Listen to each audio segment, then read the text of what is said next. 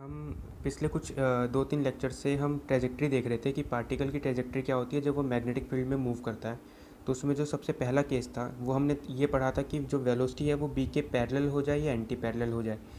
तो उस केस में जो फोर्स होता था, मैग्नेटिक फोर्स, वो ज़ीरो होता था। तो मैग्नेटिक फोर्स ज़ीरो होगा तो एक्सेलरेशन ज़ीरो होगा, तो चेंज इन वेलोसिटी ज़ीरो होगा। तो ना तो पार्टिकल अपना डायरेक्शन चेंज करता है ना अपनी स्पीड चेंज करता है। तो पार्टिकल एकदम स्ट्रेट लाइन में मूव करता है। कि मतलब अगर वेलोसिटी बी के पैरेलल होगा तो पार्टिकल एकदम स्ट्रेट लाइन में चलेगा।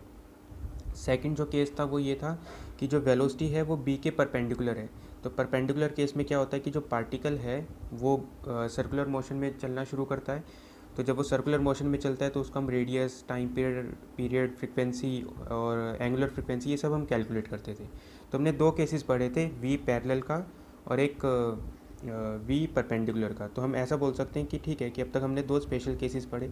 अब हम एक जनरल केस पढ़ रहे हैं जिसमें क्या है कि जो वेलोसिटी है, ये जो केस 3 है वो क्या है कि velocity makes an angle theta with the magnetic field.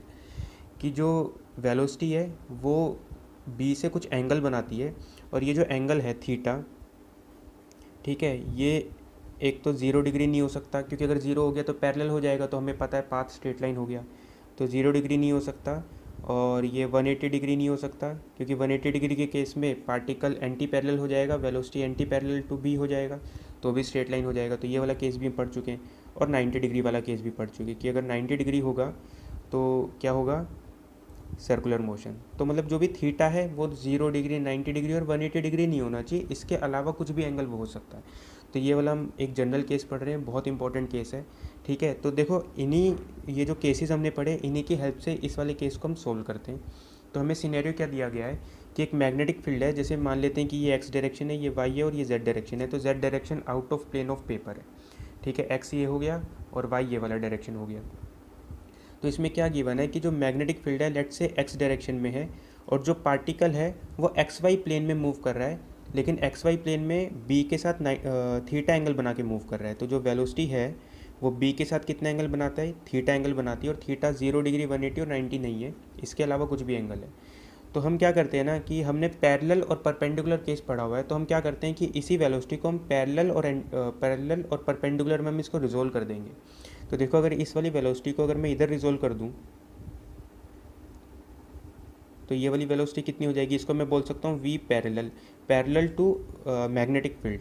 ठीक है, तो ये वी पैरेलल कितना हो जाएगा, वी कॉस थीटा। और ये वाला वेलोसिटी क्या हो जाएगा, ये वी के परपेंडिकुलर हो जाएगा, तो इसलिए इसको क्या नाम देते हैं, वी परपेंडिकुलर देते हैं। तो वी परपेंडिकुलर कितना हो गया, वी साइन थीटा। अगर मैं पुराने केसेस को रिकॉल करूं तो जो पैरेलल कंपोनेंट होता है वो पार्टिकल को स्ट्रेट लाइन में चलाता है और जो परपेंडिकुलर कंपोनेंट है वो पार्टिकल को गोल गोल घुमाता है। तो ठीक है, तो हम इसको ऐसे लिख सकते हैं, due to v parallel particle move in straight line, particle moves इन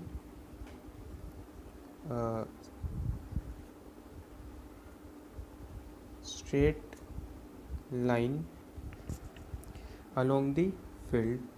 कि ठीक है स्ट्रेट लाइन में चलेगा लेकिन फील्ड के अलोंग चलेगा, मतलब फील्ड के पैरेलली मूव करेगा, तो अलोंग दी फील्ड। तो जो ये पैरेलल कंपोनेंट होता है वो पार्टिकल को एकदम सीधा सीधा चलाता है। और परपेंडिकुलर कंपोनेंट की बात करें, due to v perpendicular particle move in circular path, moves in circular path perpendicular to field, perpendicular to field। ठीक है, ये दो चीज़ें हमें पता है कि वी परपेंडिकुलर की वजह से वो सर्कुलर मोशन में चलेगा और फील्ड के परपेंडिकुलर, और वी पैरेलल में वो स्ट्रेट लाइन में चलेगा, फील्ड के अलोंग चलेगा। तो ठीक है, अगर मैं इन दोनों मोशन को कंबाइन कर दूं तो देखो क्या होगा कि वी पैरेलल की वजह से वो एकदम स्ट्रेट ऐसे चल रहा है, एकदम ऐसे सीधा सीधा जाने की कोशिश कर रहा है। और वी परपेंडिकुलर की वजह से वो गोल गोल घूमना चाहता है। तो ठीक है, पार्टिकल ऐसे जा रहा था, वी परपेंडिकुलर इधर है, मैग्नेटिक फील्ड इधर है, तो वी परपेंडिकुलर इधर, मैग्नेटिक फील्ड इधर, तो फोर्स कैसे लगेगा, डाउनवर्ड।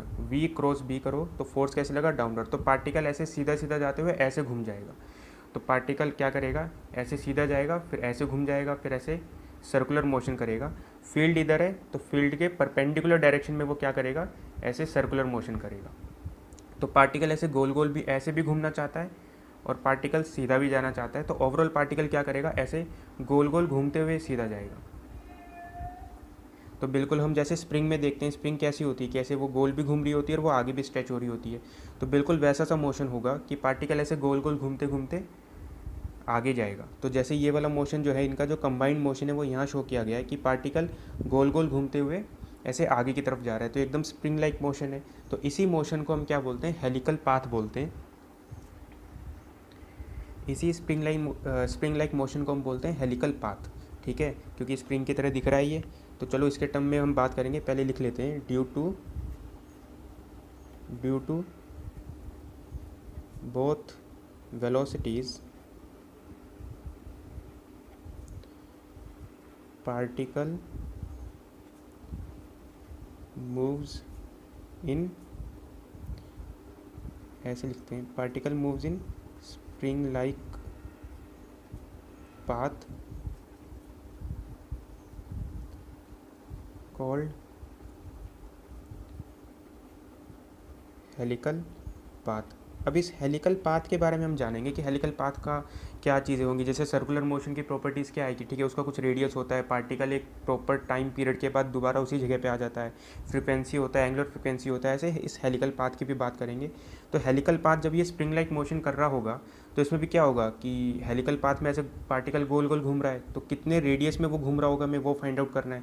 फिर पार्टिकल आगे भी जा रहा है तो वो कितने टाइम में कितना आगे चले जाता है, हमें वो भी चीज़ें फाइंड आउट करनी है, ठीक है। तो हेलिकल पाथ तो ये रहा। तो आज का जो हमारा टॉपिक था उसका नाम ही यही था कि वैसे केस हम पढ़ रहे हैं, तो आज का जो टॉपिक का नाम है वो क्या है,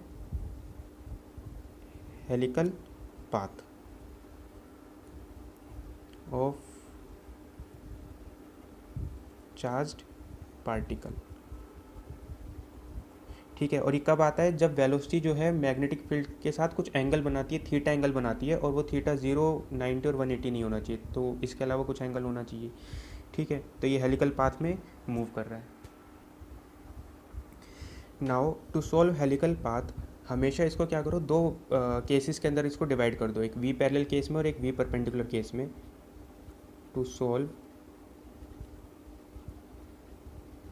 हेलिकल पाथ, ठीक है, ये हम आगे और डिटेल्ड एनालिसिस भी इसका करेंगे आगे जाके। तो ठीक है, हर जब भी हेलिकल पाथ है या जब भी दो मोशंस एक साथ कंबाइन हो रहे होते हैं तो उसको क्या करते हैं हम, दो अलग अलग मोशन के अंदर हम उसको बांट देते हैं। Break it into two cases, v parallel and v perpendicular. हमेशा पैरेलल केस को अलग सोल्व करेंगे और परपेंडिकुलर केस को अलग सोल्व करेंगे। तो अगर हम ये देखें कि परपेंडिकुलर की वजह से पार्टिकल क्या करता है, सर्कुलर मोशन करता है। अब सिर्फ सर्कुलर मोशन तो हमें पता है कि सर्कुलर मोशन का अगर हम रेडियस देखें फॉर वी परपेंडिकुलर का पाथ क्या होगा, सर्कुलर होगा, ठीक। तो अगर हम लिखें इसका रेडियस ऑफ सर्कुलर पाथ या रेडियस ऑफ हेलिकल पाथ, ये कैसा आ जाएगा, ये हमने फॉर्मूला पढ़ा था m v perpendicular by q B. तो इसलिए वहाँ पे वी परपेंडिकुलर हमने मेंशन किया था कि परपेंडिकुलर कंपोनेंट की वजह से पार्टिकल हमेशा सर्कुलर मोशन करेगा। तो ठीक है, यहाँ पर इस केस में वी परपेंडिकुलर क्या है, वी साइन थीटा है। तो ठीक है, तो हम आर को हम लिख सकते हैं, r will be m v sine theta by q B, ठीक है। तो ये इसका रेडियस आ गया। अगर हम इसका लिखें टाइम पीरियड,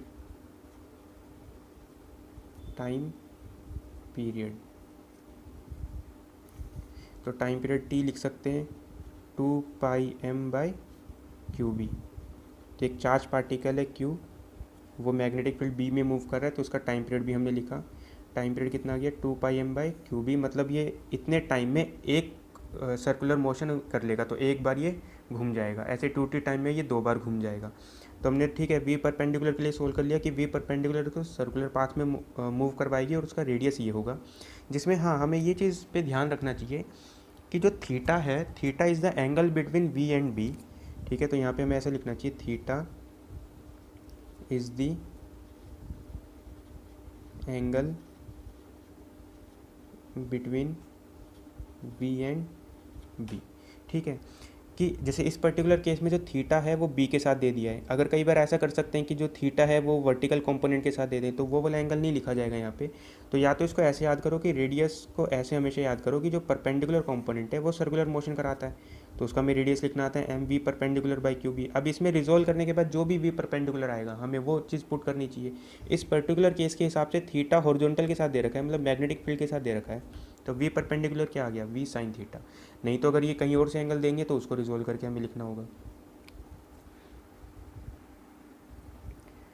तो ये हो गया वी परपेंडिकुलर की बात। तो वी पैरेलल क्या करेगा, वी पैरेलल इसको स्ट्रेट लाइन में चलाएगा। तो देखो इसके लिए हम क्या करते हैं कि पार्टिकल गोल गोल घूमते हुए आगे जा रहा है, तो हम इसके अंदर एक टर्म डिफाइन करते हैं जिसको बोलते हैं पिच। पिच का मतलब होता है कि जब पार्टिकल ने एक सर्कुलर मोशन कर लिया, तो उस सर्कुलर मोशन करते वक्त कि एक रेवोल्यूशन कर लिया, ऐसा बोल सकते हैं कि जब पार्टिकल एक रेवोल्यूशन कर लेता है तो लेट से वो टाइम लेता है टी, तो उस टी टाइम में वो पार्टिकल कितना आगे चले जाता है उसको हम बोलते हैं pitch.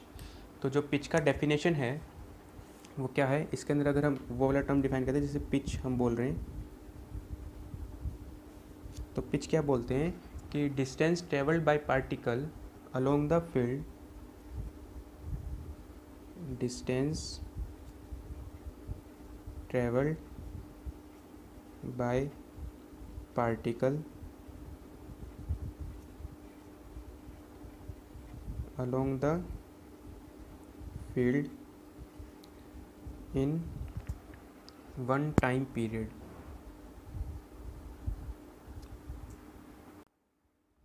In one time period मतलब जब ये एक टाइम पीरियड में घूमेगा तो वो उतने ही टाइम में कितना आगे चले जाएगा उसको पिच बोलते हैं।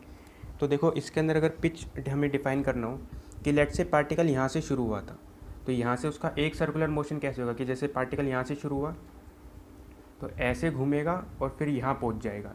तो देखो यहाँ से वो चल के इस वाले पॉइंट से वो चल के ऐसे गया और यहाँ पहुँच गया। तो जब वो एक सर्कुलर मोशन करता है तो वो इस वाले पॉइंट से इस वाले पॉइंट पे आ जाएगा। तो ये वाला जो डिस्टेंस आएगा इसी को पिच बोलते हैं। तो अगर यहाँ से देखा जाए तो पार्टिकल यहाँ से चलना शुरू करता है, तो एक ऐसे सर्कुलर मोशन करके दोबारा यहाँ आ गया, तो यहाँ से लेकर यहाँ तक के डिस्टेंस को क्या बोलेंगे, हम पिच बोलेंगे।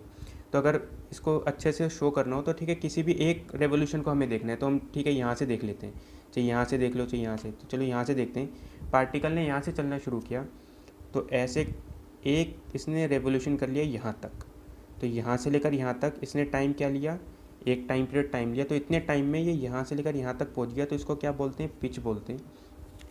तो हम देखो यहाँ से लेकर यहाँ तक के डिस्टेंस को क्या डिफाइन कर सकते हैं, पिच। ऐसे ही यहाँ के बाद कि दोबारा एक टाइम पीरियड में ये इतना घूम जाएगा तो इतना आगे पहुँच जाएगा, तो यहाँ से लेकर यहाँ तक के डिस्टेंस को भी क्या बोलते हैं, पिच बोलते हैं। तो हमें इसमें पिच फाइंड आउट करना चाहिए।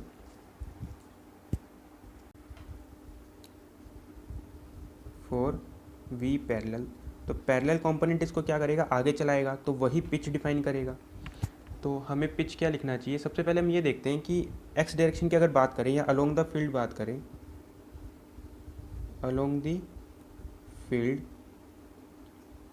ठीक है, जो मैग्नेटिक फोर्स है वो कितना हो गया, ज़ीरो हो गया, क्योंकि जो अलोंग द फील्ड की बात करें तो इस वाले डायरेक्शन में वी पैरेलल की वजह से जो भी फोर्स आएगा वो ज़ीरो होगा। तो फोर्स ज़ीरो है, तो फोर्स ज़ीरो है तो एक्सेलरेशन कितना हो जाएगा, एक्सेलरेशन ज़ीरो हो जाएगा। इसका मतलब है change in velocity is zero. ठीक है, तो वेलोसिटी चेंज नहीं हो रही है। तो अगर मान लो एक टाइम में एक सेकंड में पार्टिकल 10 मीटर आगे खिसकता है, तो अगले एक सेकंड में भी पार्टिकल 10 मीटर आगे खिसकेगा, अगले एक और सेकंड में पार्टिकल 10 मीटर आगे खिसकेगा। तो अगर मैं ये बोल दूं कि एक सेकंड उसका टाइम पीरियड है, तो एक टाइम पीरियड में वो 10 मीटर आगे गया, तो वो जो 10 मीटर हो गया उसका पिच हो गया। तो अगले एक सेकंड में फिर से 10 मीटर आगे जाएगा, फिर अगले एक सेकंड में फिर से 10 मीटर आगे जाएगा। तो मतलब ये हेलिकल पाथ तो करेगा, हेलिकल पाथ करेगा कॉन्स्टेंट पिच के साथ। तो हमें इसमें और चीज़ें लिखनी चाहिए कि due to both velocities particle move in spring like path called helical path with constant pitch. अब ये जो चीज़ है ये थोड़ा सा क्लियर हो गया कि ठीक है, हेलिकल पाथ तो कर रहा है लेकिन कांस्टेंट पिच के साथ कर रहा है, मतलब दो लगातार सर्कुलर मोशन के बीच का डिस्टेंस हमेशा कांस्टेंट रहेगा। इन दोनों के बीच का डिस्टेंस 10 मीटर, इन दोनों के बीच का डिस्टेंस 10 मीटर, इन दोनों के बीच का डिस्टेंस 10 मीटर। तो स्प्रिंग या जो हेलिकल पाथ होगा वो एकदम यूनिफॉर्म सा दिखाई देगा। तो अब मुझे पिच निकालना है, तो देखो एक्सेलरेशन तो ज़ीरो आ गया, तो हम काइनेमेटिक्स इसमें यूज़ कर सकते हैं। काइनेमेटिक्स तब यूज़ करते हैं जब एक्सेलरेशन कांस्टेंट होता है, तो इसमें तो ज़ीरो ही आ रहा है। तो हम क्या यूज़ कर सकते हैं, हम लिख सकते हैं कि जो भी ये डिस्टेंस है, एक्सेलरेट तो कर नहीं रहा पार्टिकल, तो distance is equal to speed into time.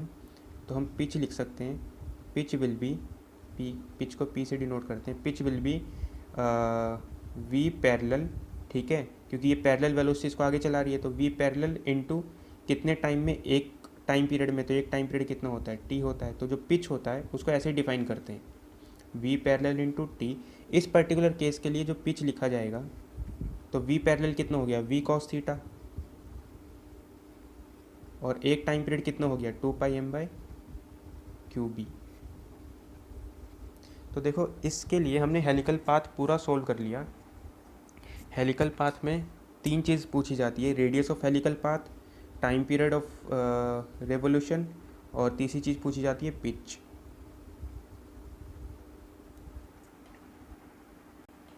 और ये जो पिच आया है कैसा आया, constant, 2πm/QB we cos theta, ये सब चीज़ें कांस्टेंट है, तो पिच भी कैसा आया, कांस्टेंट। तो मैथमेटिकली भी जो पिच आ रही है वो कांस्टेंट आ रही है, और लॉजिकली भी हम बोल सकते हैं कि जो पिच है वो कांस्टेंट है। तो ओवरऑल क्या हुआ कि जब पार्टिकल ने बी के साथ कुछ एंगल बनाया तो पाथ क्या होगा, हेलिकल पाथ होगा। हेलिकल पाथ सोल्व करने के लिए हम क्या करते हैं कि परपेंडिकुलर डायरेक्शन को अलग सोल्व करते हैं, परपेंडिकुलर डायरेक्शन की वजह से वो सर्कुलर पाथ में चलता है, और पैरेलल डायरेक्शन की वजह से, पैरेलल वेलोसिटी की वजह से वो आगे स्ट्रेट लाइन पाथ में चलता है। तो हमने सर्कुलर पाथ के लिए लिखा radius m v perpendicular by q B, हमें इसको इसी तरीके से याद करना चाहिए। इस केस में v perpendicular v sine theta है, तो हमने रेडियस को ऐसे भी लिख लिया। टाइम पीरियड क्या लिखते हैं, 2πm/QB। जो पिच है वो क्या होगा, वेलोसिटी इंटू में टाइम। वेलोसिटी वो होगा जो उसको आगे लेके जाएगा, तो पैरेलल कंपोनेंट इसको आगे लेके जाता है, तो वेलोसिटी हमने लिखा वी पैरेलल, और एक टाइम पीरियड में वो कितना आगे जाएगा, तो ये हो गया इसका टाइम पीरियड 2πm/QB। इस पर्टिकुलर केस में वी पैरेलल कितना हो गया, वी कॉस थीटा। तो हमने पिच लिखा, ये पिच कैसा आया, कांस्टेंट। तो इस केस में हम ओवरऑल बोल सकते हैं कि पार्टिकल जो है वो हेलिकल पाथ में चल रहा है विद कांस्टेंट पिच। तो ये तीन चीज़ें हमें याद होनी चाहिए इसके अंदर। अगर ये वाले फॉर्मूलेज याद करते हो तो इसमें याद रखना जो थीटा है वो वी और बी के बीच का एंगल है, नहीं तो जनरली इसको ऐसे याद किया जाता है, ये रेडियस, ये टाइम पीरियड, और ये पिच हो जाएगा। और ये भी एक्चुअली फिक्स नहीं है, ये तब है जब एक्सेलरेशन कितना आया, ज़ीरो। एक्चुअली हमें यहाँ पे यूज़ करना चाहिए था distance s is equal to u t plus half AT square, लेकिन a ज़ीरो हो गया, तो s is equal to u into t, where u is v parallel and t is time period. Helical path के ऊपर जो questions है वो कर रहे हैं कि इसमें क्या है कि a proton with a velocity 5 × 10⁵ meter पर second enters in a uniform magnetic field of 0.4 tesla at an angle of 53 degree with perpendicular to the field.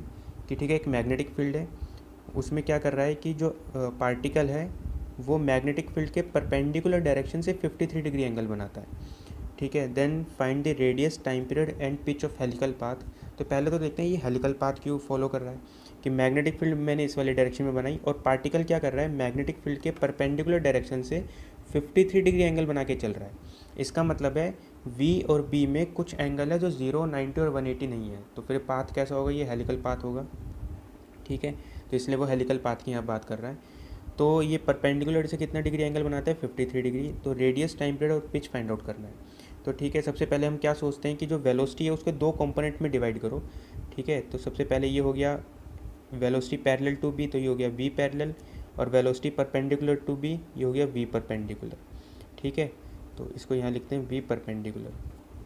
तो अगर मैं लिखूँ वी पैरेलल, तो वी पैरेलल कितना आया, अगर मैं इस एंगल के हिसाब से रिजोल्व कर रहा हूँ तो ये वाला जो रिजोल्यूशन होगा ये कितना होएगा, साइन पे होगा, तो ये हो जाएगा वी साइन 53, ठीक है। तो v हो गया 5 × 10⁵ और साइन 53 होता है 4/5, तो v पैरेलल कितना आ गया, 4 × 10⁵ मीटर पर सेकेंड। और अगर v परपेंडिकुलर निकालो तो हो जाएगा v cos 53, v cos 53, ये हो गया 5 × 10⁵ cos 53 3/5, तो v परपेंडिकुलर हो गया 3 इंटू 10⁵। ये प्रोटॉन दिया हुआ है, तो प्रोटॉन का जो मास होता है वो होता है 1.67, तो 1.6 इंटू 10⁻27 kg। ठीक है, और जो प्रोटॉन का चार्ज होता है वो कितना होता है, पॉजिटिव होता है, तो 1.6 इंटू 10⁻19 कूलम। अब देखो मुझे रेडियस निकालना है, तो जो रेडियस का फॉर्मूला होता है, रेडियस होता था r = m v perpendicular by q into B. ठीक है, और जो b दिया हुआ है, b कितना दिया हुआ है 0.4, तो जो b की वैल्यू है 0.4 टेस्ला। तो इसको अगर रखेंगे तो ये 1.6 इंटू 10⁻27, v परपेंडिकुलर आ गया 3 इंटू 10⁵, डिवाइड बाय चार्ज हो गया 1.6 इंटू 10⁻19 इंटू बी हो गया 0.4। तो इससे जो रेडियस निकल के आएगा, रेडियस आ जाएगा 7.5 इंटू 10⁻³ मीटर, मतलब 0.75 सेंटीमीटर। सेंटीमीटर में कन्वर्ट करेंगे तो ये कितना है, 100 से मल्टीप्लाई करेंगे -1, फिर पॉइंट यहाँ लेके आएंगे तो 0.5 सेंटीमीटर। अगर टाइम पीरियड पूछे तो ये होता है 2πm/क्यूबी, तो ये हो गया 2πm 1.6 इंटू 10⁻27 1.6 इंटू 10⁻19 0.4। तो इसको सोल्व करेंगे तो ये आ जाएगा 5π इंटू 10⁻8 सेकेंड। तो ये इतना इसका टाइम पीरियड होगा। तीसरी बात, अगर पिच की बात करें तो पिच हम लिखते थे v पैरेलल इंटू टी, तो v पैरेलल कितना हो गया 4 इंटू 10⁻5 और टाइम पीरियड हो गया 5π इंटू 10⁻8। तो जो पिच आएगा वो आ जाएगा 20 इंटू 10 ये हो गया 10⁵ हो गया, ये 4 इंटू 10⁵, तो ये 20π इंटू 10⁻³ मीटर। तो सेंटीमीटर में कन्वर्ट करेंगे, तो सेंटीमीटर में कन्वर्ट करने के बाद ये आ जाएगा 2π सेंटीमीटर। तो देखो हमने आर टी और पिच हमने फाइंड आउट कर लिया। अगर इसमें वो वाले फॉर्मूले लगाते कि रेडियस लिखते mv sin θ/qb, तो थीटा जो एंगल था वो b के साथ लिया जाता है, तो यहाँ पर sin थीटा हम यूज़ करते, जिसमें थीटा कितना रखते हैं 53 नहीं, थीटा रखा जाता 37। तो दोबारा से जब sin 37 करते v तो आता 5 इंटू 10⁵, और sin 37 होता 3/5, तो ओवरऑल फिर से वो कितना आ जाता 3 आ जाता। तो इसको हमेशा ऐसे याद करो कि m जो v परपेंडिकुलर होगा वो रेडियस बनाएगा, और जो v पैरेलल होगा वो पिच बताएगा, और टाइम पीरियड में तो वेलोसिटी होती नहीं है, तो 2πm/क्यूबी। और अगर फॉर्मूले याद करना चाह रहे हो तो उसमें जो थीटा होगा वो हमेशा b के साथ लिया जाएगा, जैसे इस वाले केस में वो b के परपेंडिकुलर दिया गया था, तो इस बात का हमें ध्यान रखना है। इसमें देखो पिछली बार तो वो एंगल के साथ क्वेश्चन बना के दिया, इसमें कई बार क्या करता है वेक्टर फॉर्म में क्वेश्चन बना के देता है। तो ये क्या है कि at time t = 0 a charge particle m q, जिसका मास m है, चार्ज q है, इज एट ऑरिजिन। तो शुरू में पार्टिकल ऑरिजिन पे था, and this particle is moving with the velocity 3i cap plus 4k cap. तो इस वेलोसिटी में वो मूव कर रहे हैं, वेक्टर फॉर्म में दिया गया है। In uniform magnetic field b = b0 i cap, तो magnetic field i cap direction में और वेलोसिटी i और k कैप डायरेक्शन में। तो पार्टिकल चल रहा है एक्स जेड प्लेन में, और जो मैग्नेटिक फील्ड है वो x डायरेक्शन में। Then find radius, time period and pitch of helical path. तो देखो इसको एनालाइज करते हैं कि लेट से हमने ये वाला डायरेक्शन बोल दिया ये x डायरेक्शन है, और ये बोल दिया हमने ये y डायरेक्शन है, और ये हमने कह दिया ये z डायरेक्शन है। तो जो पार्टिकल है वो x और z डायरेक्शन में मूव कर रहा है, x डायरेक्शन में इधर मूव कर रहा है, z डायरेक्शन में इधर, तो मतलब पार्टिकल ओवरऑल ऐसे मूव कर रहा होगा। तो अगर इसको ऐसे शो करें तो यहाँ पे जो चार्ज पार्टिकल है वो q है और इसका मास m है, और मैग्नेटिक फील्ड किस में, x डायरेक्शन में b0 चल रही है। तो यहाँ पे जो पार्टिकल है वो इधर और इधर दोनों डायरेक्शन में मूव कर रहा है, तो ओवरऑल जो पार्टिकल है वो ऐसे जाना चाहता है। तो ओवरऑल पार्टिकल की वेलोसिटी ये है। लेकिन इस वाले डायरेक्शन में बात करें तो ये हो जाएगा v पैरेलल टू b, और पैरेलल वेलोसिटी कितनी है i कैप डायरेक्शन में, ये तो ये कितना हो गया 3। और अगर इसकी बात करें तो ये हो जाएगा, ये वेलोसिटी एक्स डायरेक्शन के परपेंडिकुलर है तो इसको बोलेंगे v परपेंडिकुलर, तो ये हो जाएगा 4। ठीक है, तो v परपेंडिकुलर इसको क्या करेगा, गोल घुमाएगा, और v पैरेलल इसको सीधा चलाएगा जो पिच बनाएगा, और टाइम पीरियड हम लिख सकते हैं। तो ठीक है, सबसे पहले अब अगर रेडियस की बात करें, रेडियस, तो रेडियस हमने लिखा r will be m v perpendicular by q B. तो जो इसकी ओवरऑल वेलोसिटी है वो तो x और k कैप दोनों डायरेक्शन में, तो ये x के कैप x और z डायरेक्शन में मूव करेगा। तो अगर हम देखें कि ये सर्कुलर मोशन किस डायरेक्शन में करेगा, तो ये x डायरेक्शन इधर है, तो x डायरेक्शन के परपेंडिकुलर डायरेक्शन में सर्कुलर मोशन करेगा, मतलब ये सर्कुलर मोशन करेगा yz प्लेन में, और आगे जाएगा x, तो ये ऐसे yz प्लेन में घूमते घूमते x डायरेक्शन में आगे जाएगा, हेलिकल पाथ बनाएगा।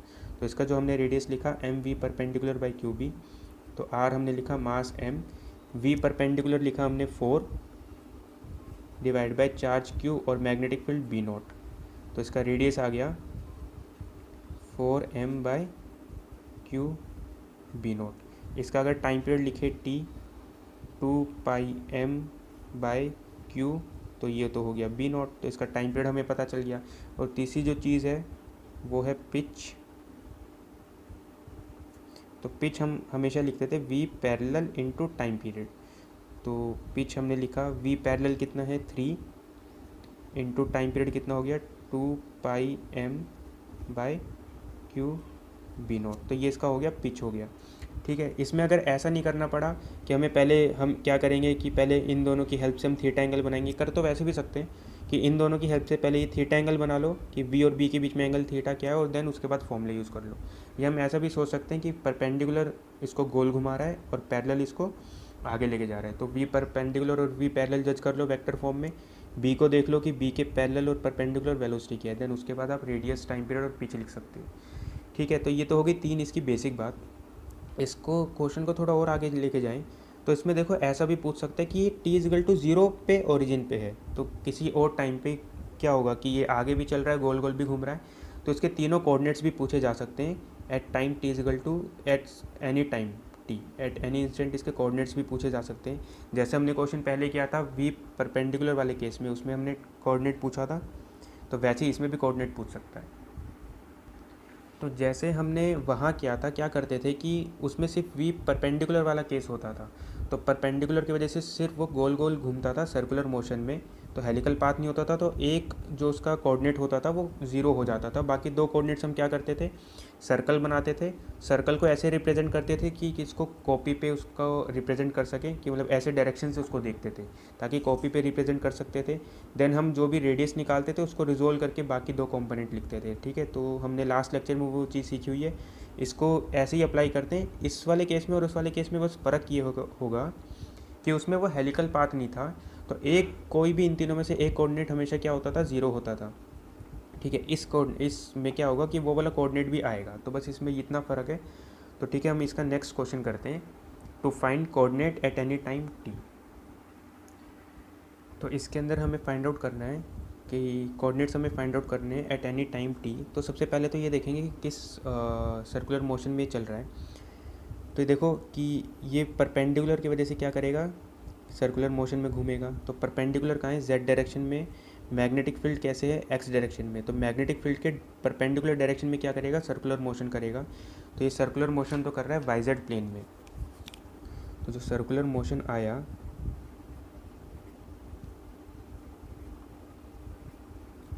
किस प्लेन में आएगा, yz प्लेन में। तो हमें क्या करना है कि एक एक्सिस को हमें पेपर पे एक एक्सिस y दिखाना है और एक एक्सिस z दिखाना है। तो देखो मैं क्या करता हूँ कि अगर इसको, कि हमारा x एक्सिस ऐसे है, तो अगर इसको बिल्कुल इधर से देखना शुरू करेंगे, तो अगर इधर से देखना शुरू करेंगे तो पेपर पे मुझे x axis into the plane of paper नज़र आएगा, तो x एक्सिस नीचे जाएगा। अगर मैं इसको इस साइड से देखूंगा तो z एक्सिस इधर है, अगर मैं इधर से देख रहा हूँ इसको तो z एक्सिस ऐसे नज़र आएगा। तो मैं इधर से देखूंगा, पेपर पे रिप्रेजेंट करूँगा तो z एक्सिस मुझे ऐसे नज़र आएगा और y एक्सिस ऊपर। मतलब हम क्या करते हैं, बस ये x एक्सिस को, अगर मैं इसको इधर से देख रहा हूँ तो x एक्सिस को हमने ऐसे रोटेट कर दिया। ठीक है, तो अगर पेपर पे देखेंगे तो या तो ऐसे रोटेट कर लो या x एक्सिस को ऐसे रोटेट कर लो। ठीक है, तो अगर x एक्सिस को ऐसे रोटेट करोगे तो x नीचे जाते हुए नज़र आएगा, तो मैग्नेटिक फील्ड जो है वो x एक्सिस के डायरेक्शन में, तो हमें जो मैग्नेटिक फील्ड आया वो मैग्नेटिक फील्ड कैसे दिखाई दिया, ऐसे into the plane of paper, ठीक है। तो इसके साथ जो ये वाला एक्सिस है, एक्स एक्सिस नीचे है, वाई एक्सिस ये ऊपर है और ये जेड एक्सिस है। तो हमें साफ दिखाई दे रहा है ये ऐसे चल रहा है। फिर ये कैसे मूव करेगा, क्लॉकवाइज एंटी क्लॉकवाइज, ये चेक करना है। तो पहले ये जा रहा था जेड एक्सिस की तरफ, ऐसे इधर इस तरफ जा रहा था, इसको चलो इधर रिप्रेजेंट करते हैं। तो पहले ये जा रहा था जेड एक्सिस की तरफ, मैग्नेटिक फील्ड कैसे है, into the plane of paper, ठीक है, ऐसे। तो ये क्या कर रहा है कि V क्रॉस B अगर करें तो V क्रॉस B अगर करें तो V से B की तरफ इधर आएगा, तो पार्टिकल ऐसे जाते जाते ऐसे घूम जाएगा। तो इसलिए मैंने इसको कैसे बनाया कि पार्टिकल ऐसे जाना चाह रहा था तो ऐसे घूम रहा है और ये गोल गोल घूम रहा है, ये गोल गोल घूमते घूमते नीचे की तरफ जा रहा है एक्स डायरेक्शन में, ठीक है। तो पार्टिकल का सेंस ऑफ रोटेशन क्या है, क्लॉकवाइज रोटेशन है ऐसे। तो पार्टिकल V स्पीड से ऐसे गोल गोल घूमते जाएगा। तो ये इसका सेंटर हो गया। तो सेंटर से जो ये वाला डिस्टेंस बनेगा इसको हम क्या बोलते हैं, R बोलते हैं। तो R रेडियस हमें पता है, t=0 पे पार्टिकल यहाँ था और t=t पे पार्टिकल यहाँ है। तो यहाँ से लेकर यहाँ तक ये कितना एंगल घूम जाएगा, ये ओमेगा टी एंगल घूम जाएगा। हमने लास्ट टाइम पे बात की थी कि जो ओमेगा है वो कांस्टेंट होता है, कि टाइम पीरियड से हम ओमेगा निकाल सकते हैं। तो ओमेगा है वो कितना आता है, BQ/m। तो B का मतलब B0 Q/m, और ये कैसा आता है, कांस्टेंट आता है। तो angle rotated in time t, theta angle कितना रोटेट कर जाएगा ये t टाइम में, ओमेगा इंटू टी। तो ठीक है, ये थीटा एंगल रोटेट कर गया। अब बस r को इधर और इधर हमें रिजोल्व करके x, y और z कंपोनेंट हमें निकालने। तो इसी चीज़ को इधर रिप्रेजेंट कर रहे हैं। इसमें देखो ये इसका सेंटर है, पार्टिकल कहीं यहाँ है t टाइम पे, और t=0 टाइम पे पार्टिकल यहाँ था, ठीक है। तो पहले पार्टिकल यहाँ था और फिर यहाँ पहुँच गया। तो ठीक है, ये हो गया रेडियस r, ये हो गया ओमेगा टी। तो ठीक है, r को अगर मैं इधर रिजोल्व कर दूँ, r को अगर आप इधर रिजोल्व कर दोगे ये, तो ये आपको कौन सा डायरेक्शन बताएगा, ये आपको कौन सा कोऑर्डिनेट बताएगा, ये y कोऑर्डिनेट है, नहीं यहाँ से लेकर यहाँ तक सिर्फ पार्टिकल यहाँ तक पहुँचेगा तो ये आपका y कोऑर्डिनेट हो जाएगा, ये आपका y कोऑर्डिनेट हो जाएगा। और इसको अगर इधर रिजोल्व कर दोगे तो मतलब अगर इसको इधर रिजोल्व कर दोगे तो ये वाला डिस्टेंस है, तो ये वाला डिस्टेंस आपको कौन सा कोऑर्डिनेट बताएगा, z कोऑर्डिनेट बताएगा, ठीक है। तो ये डिस्टेंस हो गया z, ये वाला डिस्टेंस हो गया y, और x कोऑर्डिनेट हम किससे निकालेंगे, v पैरेलल की हेल्प से निकालेंगे, ठीक है। तो अगर मैं इसको रिजोल्व करूँ, r को इधर रिजोल्व करोगे तो ये कितना आएगा, r cos omega t, r cos omega t, ठीक है। तो जो y कोऑर्डिनेट हमने लिखा, y कोऑर्डिनेट पार्टिकल ऐसे मूव कर रहा है ऐसे, तो y coordinate as a function of time क्या लिखा हमने, जो y आएगा वो इतना सा डिस्टेंस है, तो r में से r cos omega T minus कर दो तो y आ जाएगा। तो r, एक तो y आएगा पॉजिटिव, यहाँ से पार्टिकल ऊपर पहुँचा तो y आया पॉजिटिव, और r minus r cos omega t. तो y as a function of time क्या आ गया, हमने r को कॉमन लिया, 1 माइनस cos ओमेगा टी। अब बस हमें वैल्यूज़ पुट करनी है। तो y as a function of time कितना आ गया है, r की जगह क्या लिख सकते हैं, 4m/3b0, 1 माइनस cos ओमेगा की जगह लिख सकते हैं b0 q/m, और ये टाइम t। तो y as a function of time हमें पता चल गया। ऐसे z निकालना है, तो पार्टिकल यहाँ पहुँच गया तो ये वाला जो डिस्टेंस है यहाँ से लेकर यहाँ तक का डिस्टेंस हमें z बता देगा। तो ये जो भी डिस्टेंस है वो z ही है। तो z हमारा कैसा आया, z भी एक तरीके से पॉजिटिव आया इस टाइम पे, और z कितना आया r, इसको इधर रिजोल्व करोगे तो r साइन ओमेगा टी। तो z as a function of time will be, r तो कितना लिखा हमने 4m/3b0 साइन ओमेगा की जगह लिखा b0 q/m, और ये टाइम t।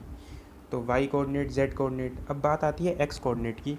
देखो x कोऑर्डिनेट सबसे ज़्यादा आसान ही है इसके अंदर, कि पार्टिकल नीचे जा रहा है, और नीचे जब वो जा रहा है तो कांस्टेंट स्पीड से जा रहा है, क्योंकि पार्टिकल का जो डायरेक्शन नीचे है इस वाले डायरेक्शन में इसके ऊपर कोई भी फोर्स नहीं लग रहा, तो वेलोसिटी कांस्टेंट है।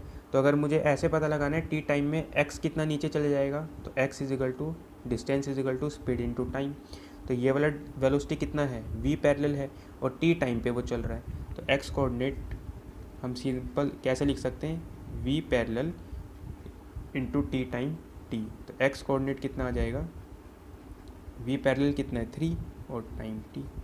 तो t टाइम पे जो x कोऑर्डिनेट आया वो कितना आ गया 3t, y कोऑर्डिनेट आ गया 4m/क्यूब0 एंड ये वाला फैक्टर, और z कोऑर्डिनेट आ गया ये। तो हम कोऑर्डिनेट्स भी फाइंड आउट कर सकते हैं।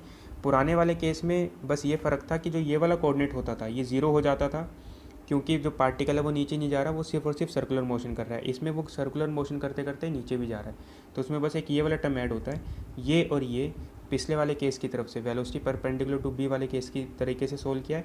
ये हमने क्या लिखा कि जिस कंपोनेंट में, जिस डायरेक्शन में वो नीचे जा रहा होगा या जिस डायरेक्शन में सीधा सीधा चल रहा होगा, उसमें हमें एक्स कोऑर्डिनेट लिखना है v पैरेलल इंटू टी। तो इस केस में क्या आ गया 3t। तो इस टाइप के भी क्वेश्चन आ सकते हैं। इसमें और ऐसे भी पूछे जा सकते हैं कि ठीक है कि जो पार्टिकल है एक कंप्लीट टाइम पीरियड पे कहाँ पहुँच जाएगा, तो कि एक कंप्लीट टाइम पीरियड के बाद कैपिटल टी के बाद उसके एक्स वाई जेड कोऑर्डिनेट क्या है, तो इसको इस तरीके से सोल्व कर सकते हो। इसमें टी को क्या रख देंगे, कैपिटल टी रख देंगे, सारे कोऑर्डिनेट्स आ जाएंगे। या फिर आप ऐसे भी देख सकते हो कि अगर मैं इसमें ही पूछूं कि एक टाइम पीरियड में कितना घूम जाएगा, तो एक टाइम पीरियड में पार्टिकल एक्स डायरेक्शन में कितना चले जाएगा, 3 इंटू कैपिटल टी कि डिस्टेंस इज इंटू टाइम, तो ये तो आ जाएगा 3 इंटू कैपिटल टी, तो वो पिच बना देगा। ठीक है, वाई कोऑर्डिनेट की अगर बात करें तो यहाँ से एक घूमने में, एक टाइम पीरियड घूमने में उसको कहाँ पहुँच जाएगा, यहीं पहुँच जाएगा, तो वाई कोऑर्डिनेट कितना आ जाएगा 0। तो इसमें अगर इसको मैं कैपिटल टी रख दूँगा तो भी ये कितना आंसर आ जाएगा, ये कैपिटल टी रखोगे, टी की वैल्यू रखोगे तो ये आ जाएगा cos 2 पाई, cos 2 पाई होता है 1, 1 माइनस 1 0, तो ये इस चीज़ से भी आ रहा है। और एक टाइम पीरियड पे z कोऑर्डिनेट कितना होगा कि जब ये वाला पार्टिकल पूरा घूम के यहीं पे आ जाएगा एक टाइम कोऑर्डिनेट पे, तो z भी कितना हो जाएगा 0। ठीक है, इसके अंदर पुट करके देखते हैं। इसको कैपिटल टी रखो, टी को ये वाला फैक्टर रखोगे तो 2 पाई बचेगा, बस b0 क्यू बाई एम से ये वाला फैक्टर कट जाएगा, 2 पाई बचेगा, साइन 2 पाई 0 होता है। ऐसे इसमें अगर ऐसे पूछें कि कैपिटल t/2 पे कितना लिख सकते हो, कि कोऑर्डिनेट्स लिखो t/2 पे, तो x कोऑर्डिनेट हो जाएगा 3 इंटू t/2, y कोऑर्डिनेट हो जाएगा जब ये बिल्कुल यहाँ पहुँच जाएगा तो हाफ टाइम पे यहाँ पहुँच जाएगा, तो y कोऑर्डिनेट कितना हो गया 2r, और z कोऑर्डिनेट कितना हो गया जब ये इधर पहुँच गया तो z कोऑर्डिनेट कितना हो गया 0। ठीक है, तो इस तरीके से चीज़ें कर सकते हो। अगर इसमें पूछें कि x कोऑर्डिनेट ऐसे लिखें eight t is equal to t/2, तो अगर इसके लिए सोल्व करो तो जो x कोऑर्डिनेट आ जाएगा वो कितना आ जाएगा, x will be 3t/2, y will be, ये यहाँ से लेकर यहाँ पहुँच जाएगा तो y कितना हो जाएगा ट्वाइस ऑफ रेडियस, वो भी पॉजिटिव का, और z कितना हो जाएगा, ये यहाँ पहुँच जाएगा तो z कोऑर्डिनेट कितना है 0। तो इस टाइप से भी चीज़ें पूछ सकते हो, एनालाइज करके भी कर सकते हो, बाकी इक्वेशन से भी कर सकते हो।